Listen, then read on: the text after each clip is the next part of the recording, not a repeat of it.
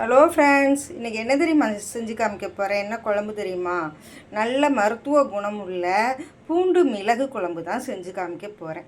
அதுக்கு என்னென்ன பொருள் தேவைன்னு பார்த்துடலாமா? இங்கே பாருங்கள், சின்ன வெங்காயம் தாளிப்பதற்கு, சின்ன வெங்காயம், பூண்டு கொஞ்சம் எடுத்துருக்கிறேன், புளி ஒரு லெமன் சைஸ் புளி, இது ஊற வச்சுக்கலாம், 2 மிளகாயை கீறி வச்சுருக்கிறேன், கருவேப்பிலை தாளிப்பதற்கு கொஞ்சம் வதக்கிறதுக்கு கருவேப்பிலை.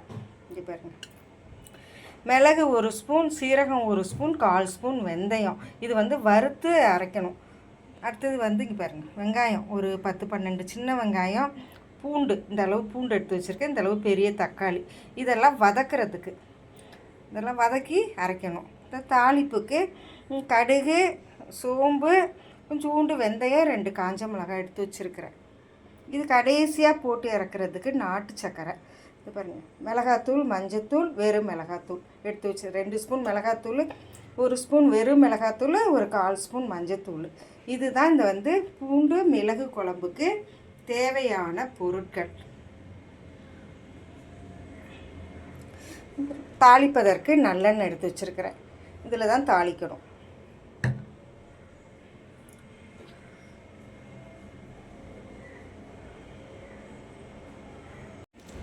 பாருங்க, சட்டி காஞ்சிருச்சா? ஒரு ஸ்பூன் கிட்ட எண்ணெய் ஊற்றிக்கலாம்.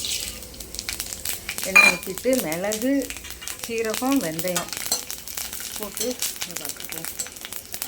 பொரியட்டு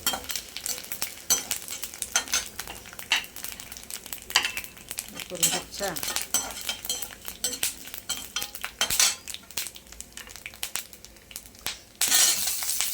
வெங்காயம், பூண்டு போட்டு அதில் ஒரு வதக்கு வதக்கிடலாம்.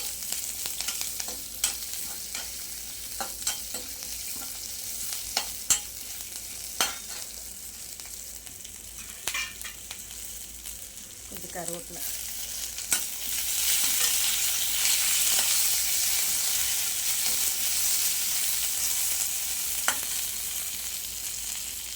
பச்சையாகவும் அரைக்கலாம், வதக்கியும் அரைக்கலாம். இந்த தக்காளி, ஒரு தக்காளி எடுத்து வச்சுருந்தோமா, அதையும் கட் பண்ணி போட்டுட்டு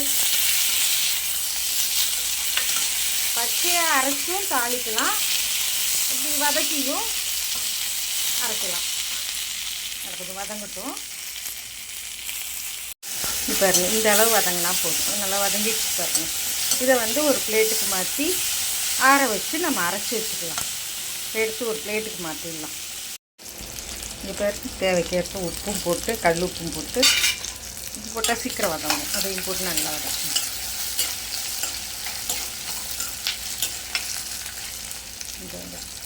நல்லா வதங்கட்டும். பாருங்கள், எல்லாம் வதக்கணுமா, அதெல்லாம் அரைச்சிட்டு வந்துட்டேன். இது மிளகாத்தூள், புளிக்கரைசல் எல்லாத்தையும் ஒன்றா ஊற்றி இப்போ அது வதங்கின உடனே போட்டுடலாம். நல்லா அப்படியே ஊற்றிடுவோம். இப்போ நல்லா வதங்கிடுச்சு. இப்போ நம்ம அரைச்சது புளிக்கரைசல், அந்த மிளகாத்தூள் எல்லாம் ஒன்றா போட்டு வச்சுருக்கிறேன். அதை தூக்கி இதில் ஊற்றிடலாம்.